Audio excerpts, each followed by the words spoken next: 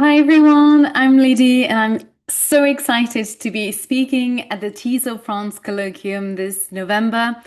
Have you ever wondered how reading for pleasure can truly transform the language learning experience? In my talk, How Book Clubs and Literary Conversations Can Enhance English Fluency, I'll share how creating a book club for English learners not only improved my students' fluency and confidence, but also made them fall in love with reading in English.